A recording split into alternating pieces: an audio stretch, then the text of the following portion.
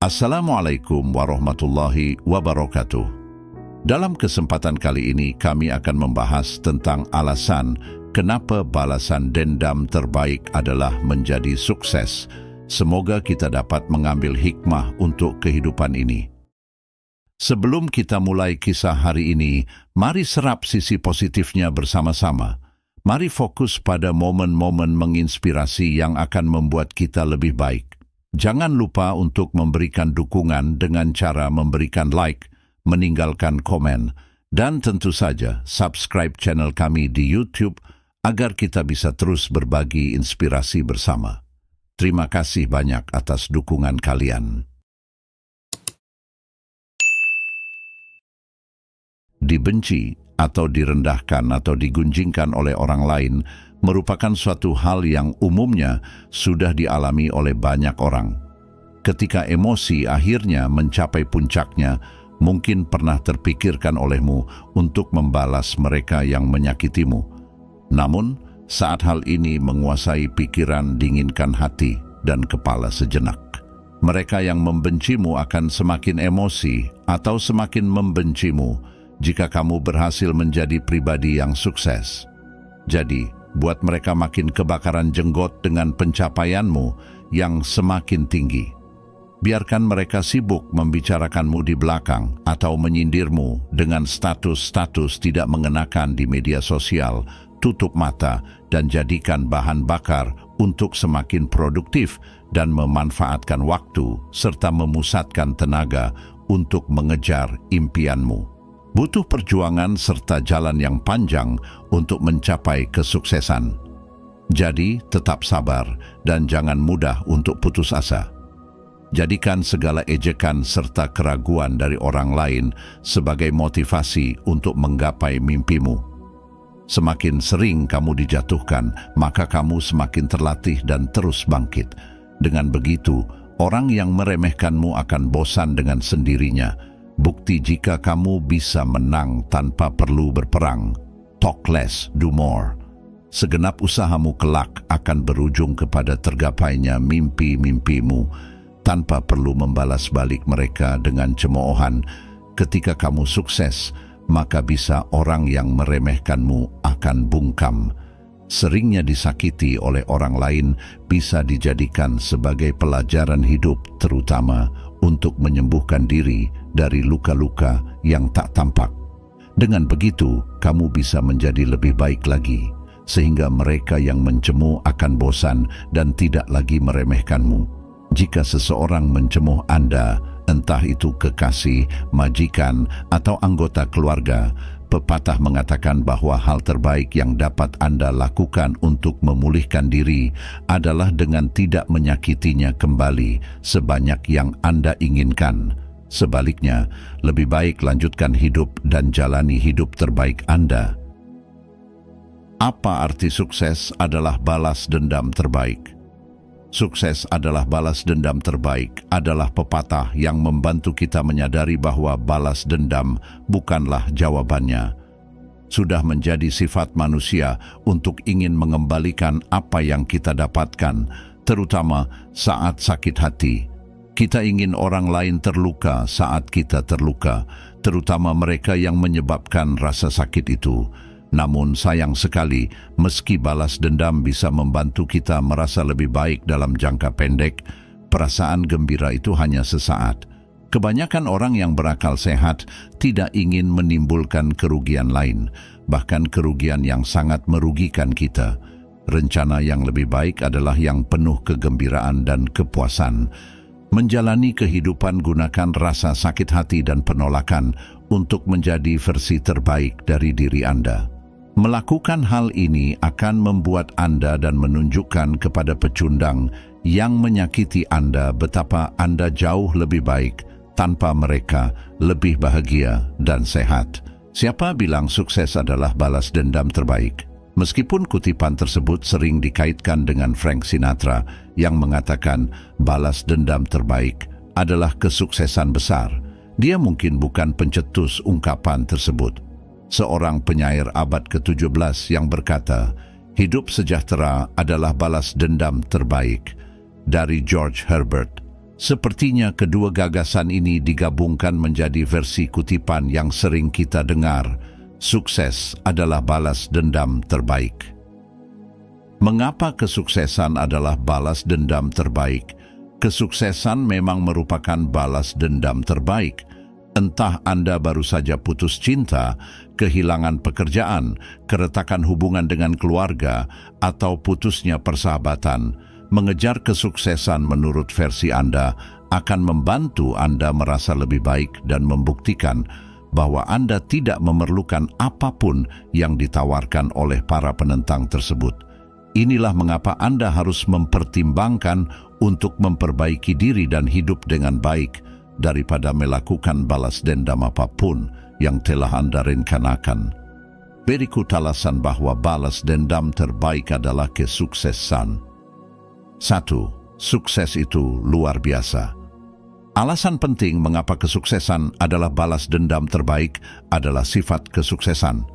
Menjadi sukses itu luar biasa, baik Anda mengejarnya untuk balas dendam, keadilan, atau alasan lain.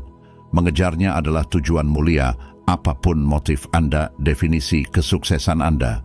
Kita sering mendefinisikan kesuksesan sebagai kesuksesan finansial, namun tidak harus seperti itu. Kesuksesan bisa menjadi apapun yang Anda inginkan.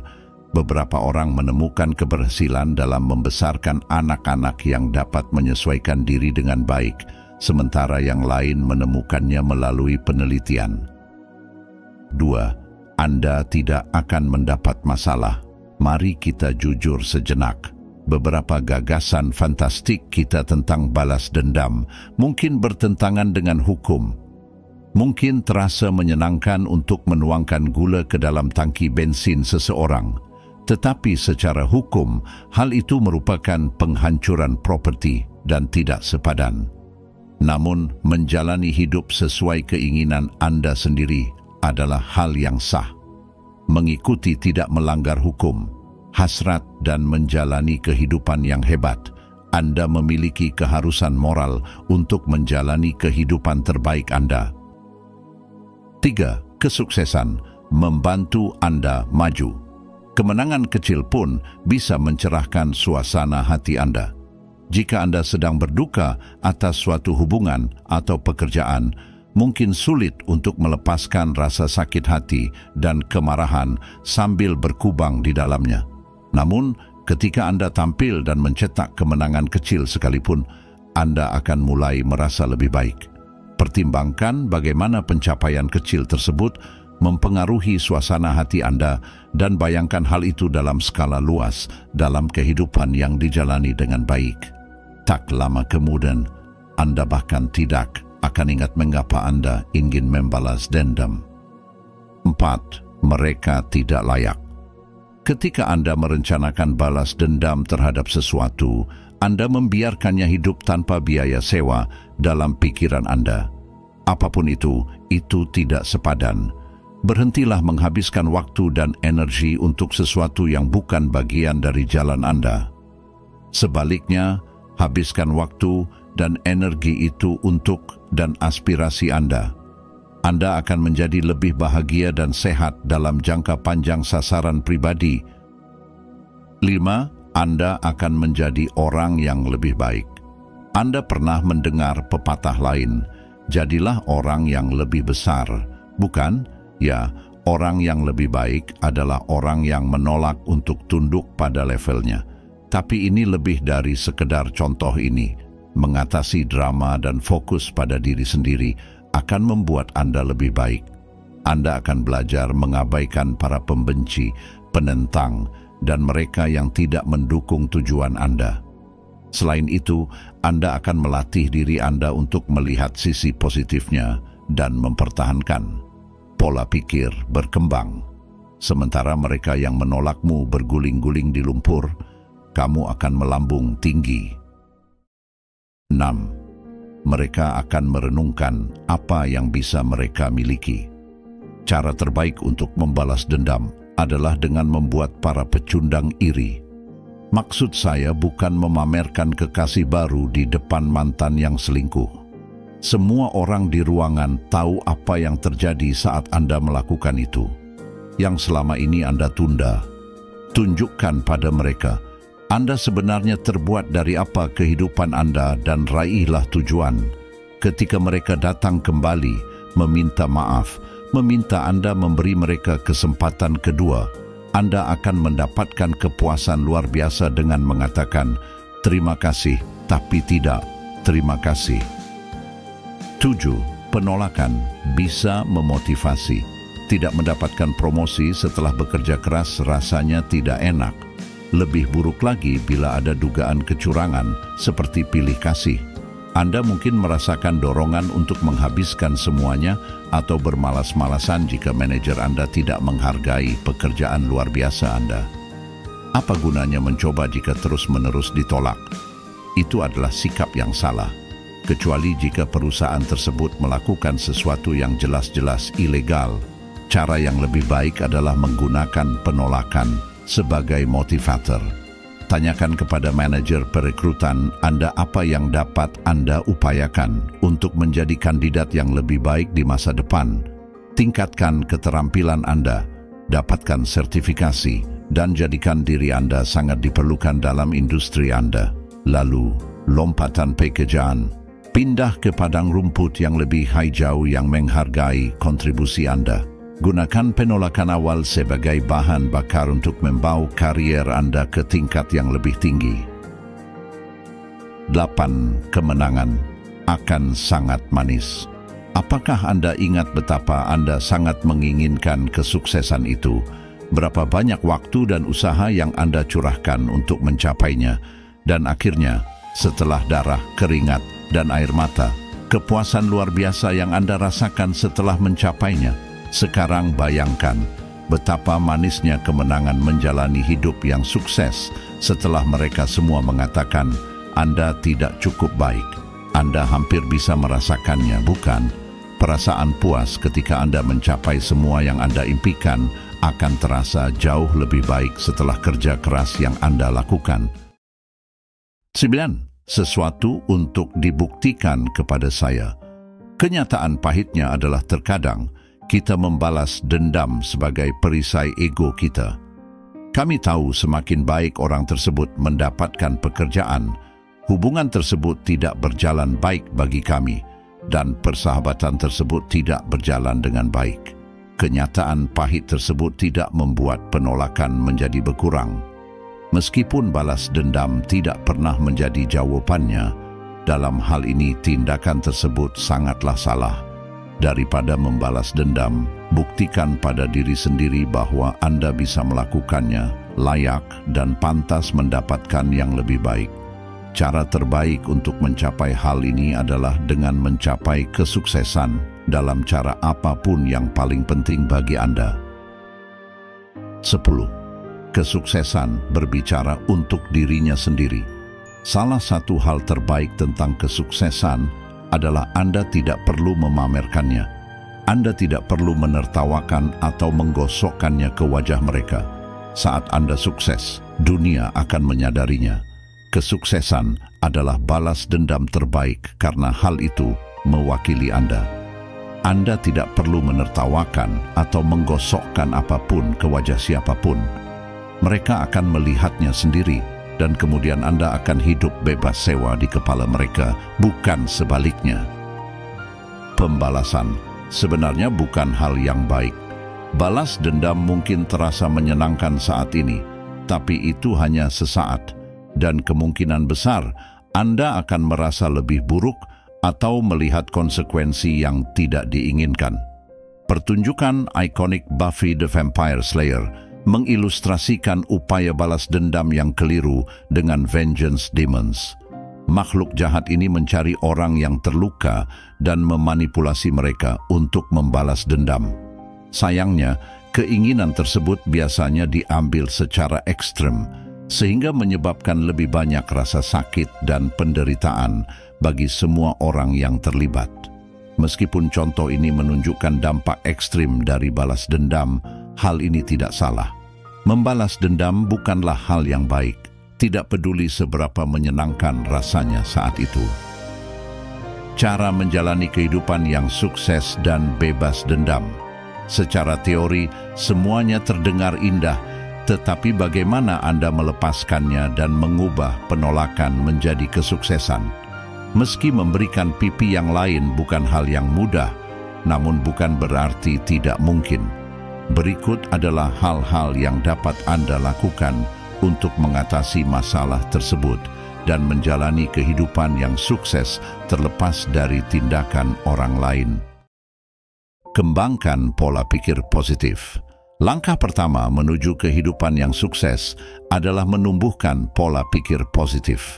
Ya, hal-hal buruk terjadi terkadang bukan karena kesalahan Anda sendiri. Itu adalah bagian dari kehidupan. Bayangkan adegan epik dari Lord of the Rings, di mana Frodo meratapi nasibnya. Dia memberitahu Gandalf bahwa dia berharap dia hidup di waktu yang berbeda dan cincin itu tidak pernah datang kepadanya. Tanggapan Gandalf berlaku bagi siapapun yang mengalami kesulitan. Demikian pula semua yang hidup untuk melihat saat-saat seperti itu. Tapi itu bukan hak mereka untuk memutuskan.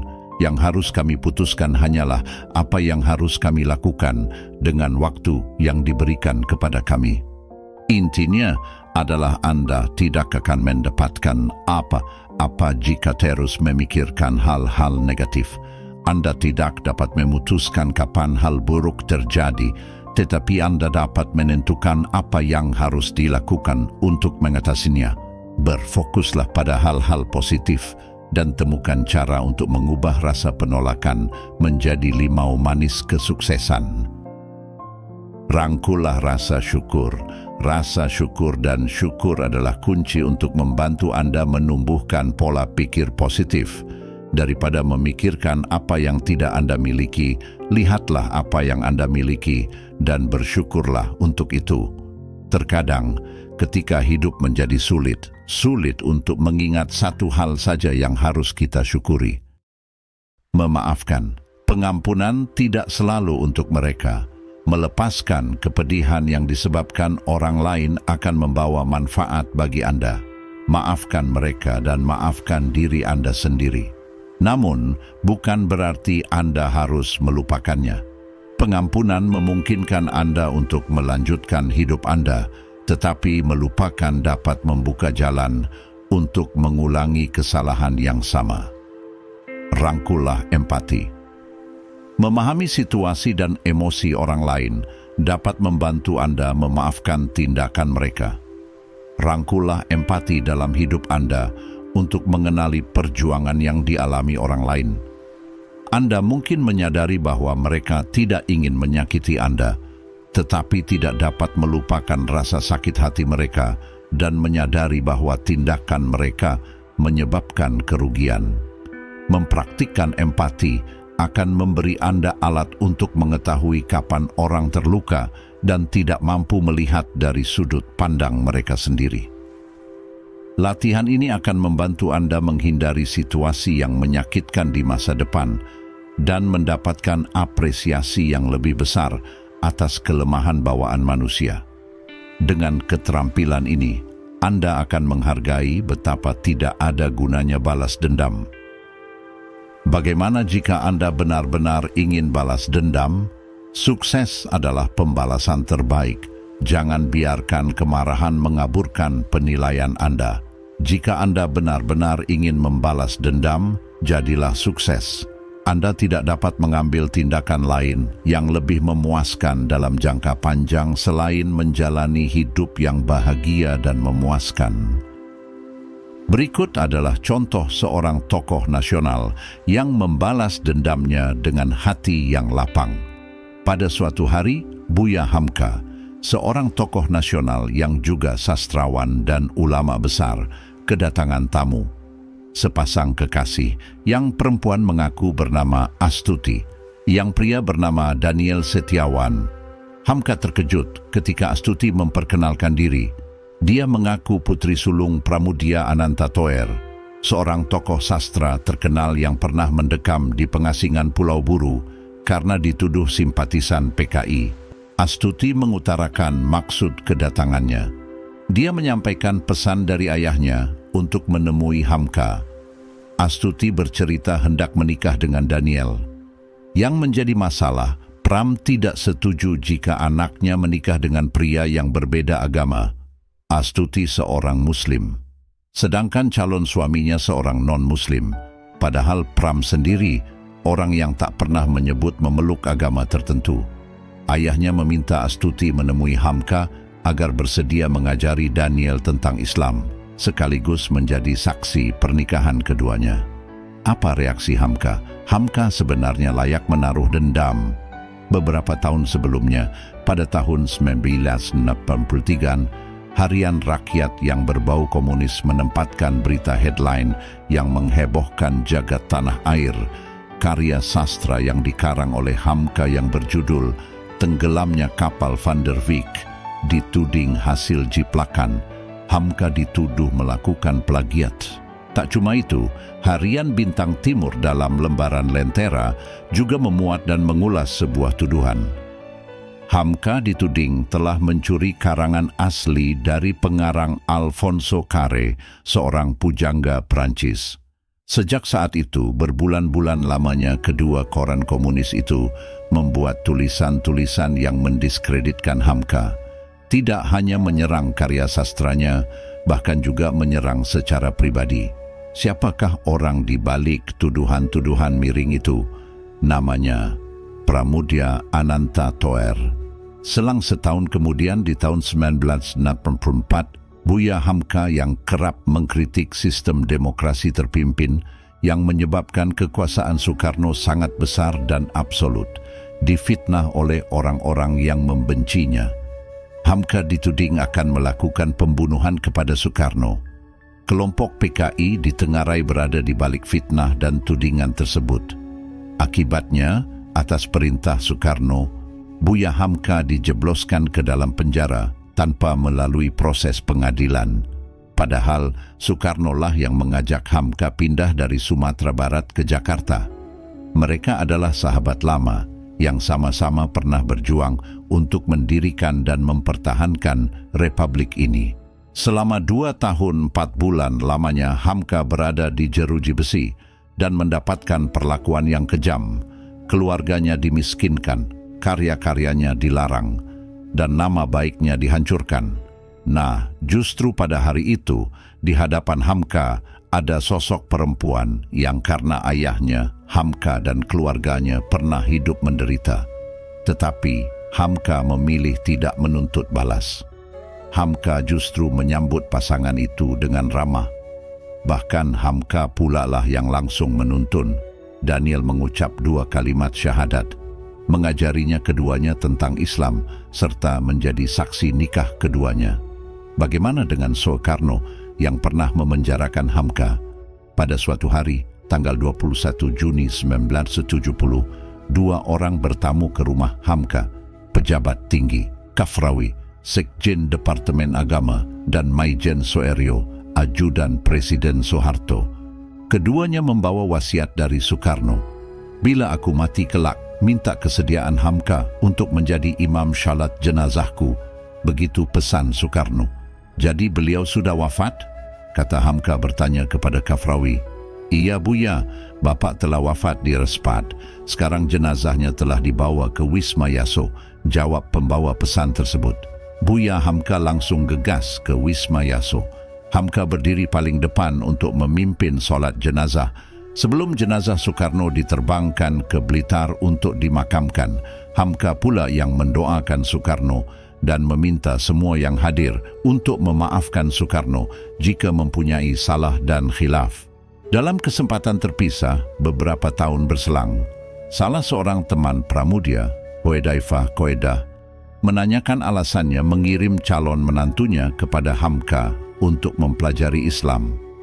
Pram pun menjawab dengan penuh ketegasan, masalah paham kami tetap berbeda, tetapi saya ingin putri saya yang muslimah harus bersuami dengan laki-laki seiman. Saya lebih mantap mengirim calon menantu saya belajar agama Islam dan masuk Islam kepada Hamka. Tutur Pram seperti dikutip dalam buku Ayah, karya Irfan Hamka. Sedangkan atas nasibnya yang pernah dipenjara oleh Soekarno untuk tuduhan yang tak terbukti, Hamka justru pernah berujar, saya bersyukur pernah di penjara. Sebab jika saya tidak di penjara, tidak mungkin saya bisa menulis buku tentang tafsir lengkap Al-Quran, ujarnya. Harap Anda tahu, selama di penjara inilah Hamka membuat sebuah karya monumentalnya, sebuah buku sebanyak 9 jilid tentang tafsir lengkap Al-Quran 30 juz. Buku itu dinamai Tafsir Al-Quran Al-Azhar. Begitulah Hamka, seorang yang berhati besar, yang membalas dendamnya dengan hati yang lapang. Demikian untuk kisah kali ini, teman-teman. Semoga ini dapat menginspirasi dan memberikan manfaat bagi semua yang mendengarkannya. Terima kasih. Wassalamualaikum warahmatullahi wabarakatuh.